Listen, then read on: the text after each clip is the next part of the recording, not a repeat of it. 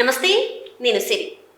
John 10th ఎప్పుడు వస్తుందా అని చెప్పేసి mega power star global star Ram Charan fans అయితే అందరూ ఎదురు చూసినట్టుగానే జాన్ 10th వచ్చేసింది. సో గేమ్ చేంజర్ కూడా వచ్చేసింది. ఈ సినిమా ఎలా ఉంది, అసలు ఎలాంటిది అంటే రామ్ చరణ్ గారు అందులో ఒకటి అన్ప్రెడిక్టబుల్ అని చెప్పేసి మాట్లాడడం జరిగింది. మరి ఈ సినిమా ఎలా ఉంది అనే అంశాన్ని అంటే రివ్యూని మనకు అందజేయడానికి మనతో పాటు ఉన్నారు ప్రముఖ సీనియర్ జర్నలిస్ట్ యజ్ఞమూర్తి గారు. నమస్కారం సార్. నమస్తే సిరి. సార్, సినిమా చూసారా సార్? గేమ్ చేంజర్ చూసాం సార్. ఎలా అనిపించింది సార్? యావరేజ్గా అనిపించింది సార్.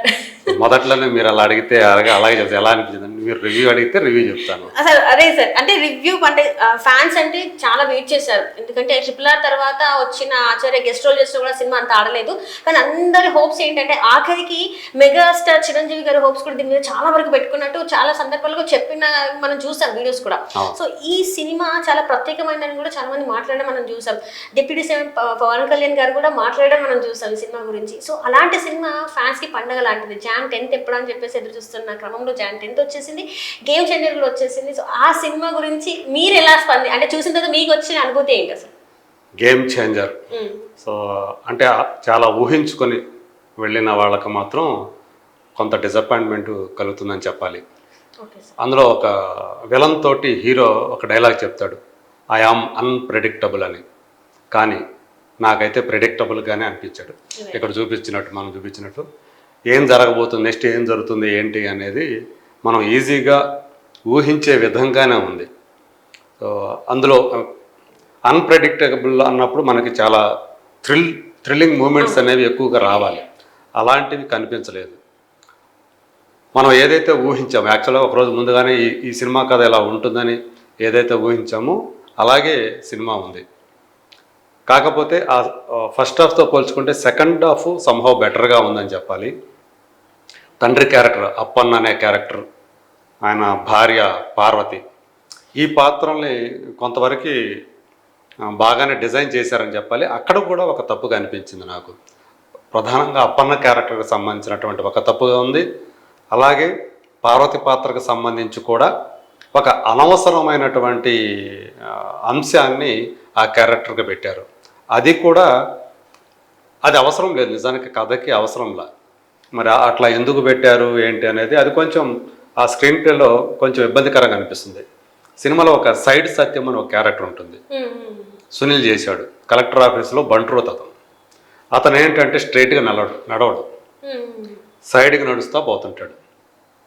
ముఖం ఎలా ఉంటుంది, పక్కకి ఎలా తిరిగిపోతుంటాడు, అంటే మామూలుగా ఇలా ఇలా ఇలా నడుస్తుంటాడు అనమాట. స్ట్రైట్గా చూడడు. సో మేము స్ట్రైట్గా చూడాలంటే మళ్ళీ తిరగాలి, పక్కకు తిరగాలి. అలాంటి క్యారెక్టర్ అది. సినిమా అంతా అదే. మరి అది ఆ క్యారెక్టర్ ఒకటే పెడితే బాగోదు అని చెప్పేసి అనుకున్నాడేమో.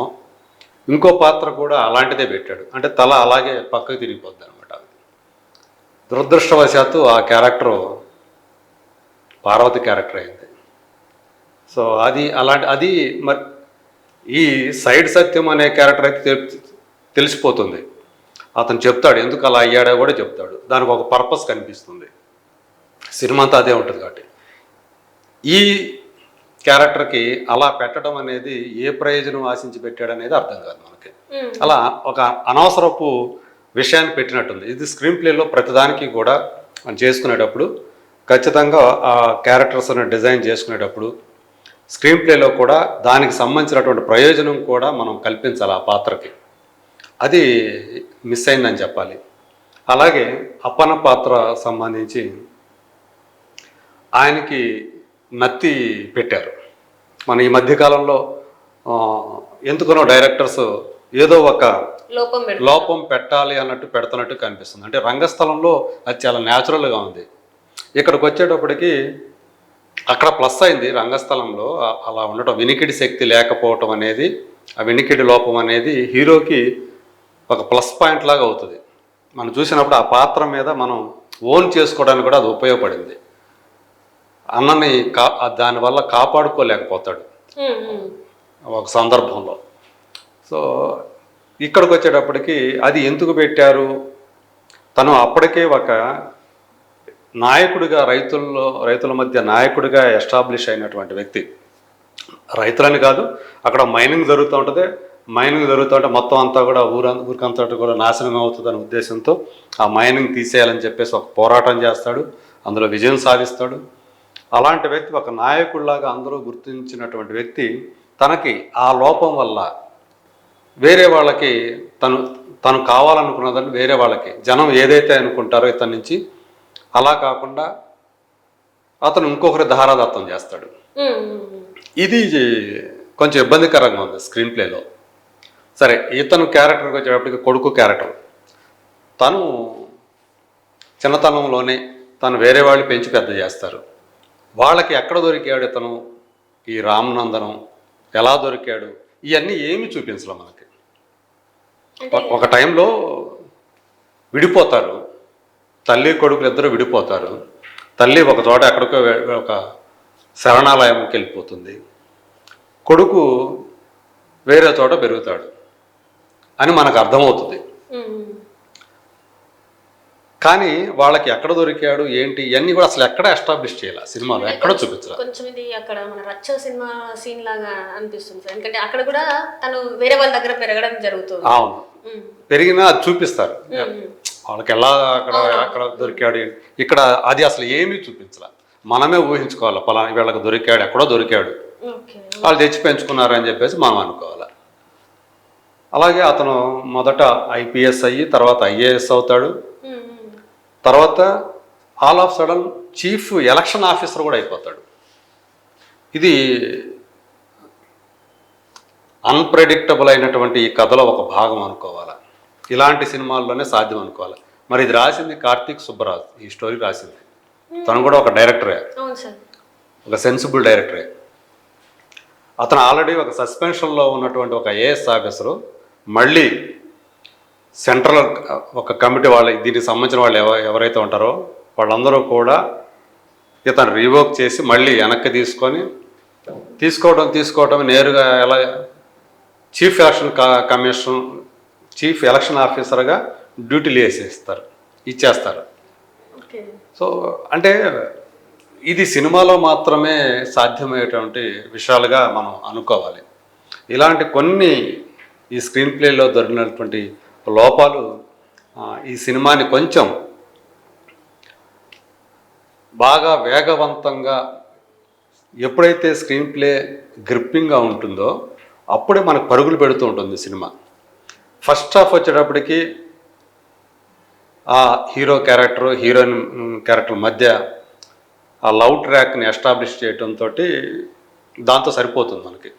అవి కూడా అంత ఇదిగా ఆసక్తికరంగా అనిపించవు. అంటే ఇతను యాంగర్ మేనేజ్మెంట్ అనే దాంతో బాధపడుతూ ఉంటాడు రామనందన్.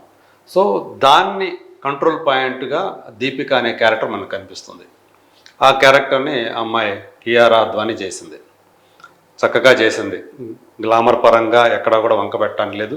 పాటలోనే కాస్త ఎబ్బెట్టుగా, ఆ డ్రెస్సింగ్ వల్ల కాస్ట్యూమ్స్ వల్ల కాస్త ఎబ్బెట్టుగా అనిపిస్తుంది. ఎక్స్పోజింగ్ నేను అంటాం అది కొంచెం నాకు, అంటే ఆమె క్యారెక్టర్కి తగ్గట్టుగా కాస్ట్యూమ్స్ కూడా డిజైన్ చేయాలి. ఆమె ఒక హుందా, ఒక డాక్టర్. ఆమె ఒక డాక్టర్ని నువ్వు పాటల్లో అయినా సరే అలా కొరచ దుస్తుల్లో చూపించడం అనేది ఎబ్బెట్టుగా అనిపిస్తుంది. మన ఊహాలోకంలో పాడుకోవచ్చు, అయినప్పటికీ కూడా ఆ క్యారెక్టర్, ఆ వ్యక్తిత్వానికి తగ్గట్టుగానే ఆ కాస్ట్యూమ్స్ కూడా పాటల్లో అయినా సరే డిజైన్ చేయాలి, డ్యూయట్స్ అయినా సరే దానికి తగ్గట్టు డిజైన్ చేయాలి. ఇలాంటివి అంటే శంకర్ మామూలుగా అయితే చాలా అన్ని డీటెయిలింగ్ ఉంటుంది ఆయనది. చిన్న చిన్న మైల్యూట్ అంశాలు కూడా ఆయన చాలా జాగ్రత్త చూస్తాడు. అవి ఈ సినిమాలో కనిపించలా. సో శంకర్ తన పట్టును కోల్పోతున్నాడు డైరెక్షన్ మీద, స్క్రీన్ ప్లే మీద అనే అభిప్రాయాన్ని ఈ సినిమా కనిపించింది. సో హీరోకి విలన్కి మధ్య ఎస్జే సూర్య, సో మోపిదేవి బొబ్బిలి అనే అతను టార్గెట్ ముఖ్యమంత్రి కావటం, దానికోసం ఇన్ని అరాచకాలంగా చేస్తాడు, ఎటువంటి పాడు పనైనా చేస్తాడు, ఎలాంటి అవినీతికైనా పాల్పడతాడు. అతనికి హీరోకి మధ్య వచ్చేటువంటి సన్నివేశాల్లో ఆ డైలాగ్స్ మాత్రం నన్ను ఆకట్టుకున్నాయి. సాయి మాధవ్ బుర్రా, సో తన రచయితగా ఈ సినిమాలో నాకు నచ్చిన అంశం ఏంటంటే డైలాగ్స్. రచయితగా సక్సెస్ అయ్యాడు అక్కడ, కానీ డైరెక్టర్ శంకర్ ఫెయిల్ అయ్యాడు. ద్విపాత్రలో అప్పన్నగా, అలాగే రామనందన్ క్యారెక్టర్లో రామ్ చరణ్ చాలా బాగా యాక్ట్ చేశాడు, నో డౌట్. సో ఒక పర్ఫార్మర్గా అతను ఎలాంటి ఏంటి అంటే రంగస్థలం తర్వాత అతను ఒక పర్ఫార్మర్గా ఎలా ఎవాల్వ్ అయ్యాడో మనం చూసాం. దానికి ఈ సినిమా కొనసాగింపు అనిపిస్తుంది. అంజలికి చాలా మంచి పాత్ర లభించింది. సో ఆమె ఉన్నంతసేపు కూడా చాలా అంటే మెచ్యూర్డ్ పర్ఫార్మెన్స్. సో ఒక మంచి నటిరాయేమే అని అనిపించేటట్లు ఆమె కనిపిస్తుంది. ప్రతి నాయకుడిగా ఎస్జే సూర్య ఎప్పట్లాగానే తనకి చాలా అలవాటైన రీతిలో ఈజీగా చేసేస్తాడు ఆ క్యారెక్టర్లో, బొబ్బిలి మోపిదేవి అనే క్యారెక్టర్లో. ఆయనకు ముందు సీఎంగా మోపిదేవి సత్యమూర్తి అనే క్యారెక్టర్లో శ్రీకాంత్ కొత్తగా కనిపించాడు ఈ సినిమాలో. బాల్ హెడ్ తో చేశారని చెప్పేసి. అవును, అంటే యంగ్గా ఉన్నప్పుడు మామూలుగా ఉంటాడు, వయసుతో పాటు జుట్టు రాలిపోతుంది అన్నట్టు అక్కడ అది కనిపించింది ఆ క్యారెక్టర్లో. సో అతను వయసు మళ్ళాక ఆ జుట్టు రాలిపోతుంది, మధ్యలో జుట్టు, అది కొత్తగా కనిపించాడు. తను బాగా చేశాడు. అందరూ కూడా నటుల పరంగా చూసుకున్నప్పుడు అందరూ కూడా బాగానే చేశారు. ఎవరికి కూడా వీళ్ళు తక్కువ చేశారు అంటానికి లేదు. జయరామ్ కానివ్వండి, సో అంటే శ్రీకాంత్ ఇద్దరు కొడుకులుగా, అంటే సొంత కొడుకులుగా ఇద్దరు పెంచుకున్న కొడుకులు ఇద్దరు కూడా, జయరామ్, ఎస్జే సూర్య, వీళ్ళిద్దరూ యాక్చువల్గా రాజీవ్ కనకాల పోషించినటువంటి ముకుందం అనే క్యారెక్టర్ ఆ కొడుకులు అనమాట. సో అతను ముకుందం అనే అతను అప్పన్నకి ఒక ముఖ్య సహాయకుడిగా ఉంటాడు. సో ఆ తర్వాత వాళ్ళు ఎలా వెన్నుపోట్లు పొలిచాడు ఏంటి అనేది సినిమాలో ఒక భాగం. ఈ సత్యమూర్తి కానీ ఈ ముకుందం కానీ కలిసి ఏం చేశారు అప్పని అనేది మనం సినిమాలో చూడాలి. టెక్నికల్గా ఉన్నప్పుడు టెక్నికల్గా చాలా బాగా అనిపించింది. తమన్ బ్యాక్గ్రౌండ్ స్కోర్ ఎక్కడ ఎమోషనల్ సన్నివేశాల్లో కానివ్వండి, మిగతా అన్ని చోట్ల కానివ్వండి బాగుంది. పైగా అక్కడ ఆ 20-25 మినిట్స్ ఏదైతే ఉందో ఫ్లాష్ బ్యాక్ ఎపిసోడ్లో అక్కడ మరింత ఎఫెక్టివ్గా ఆయన బాగా స్కోర్ చేశాడనే చెప్పాలి.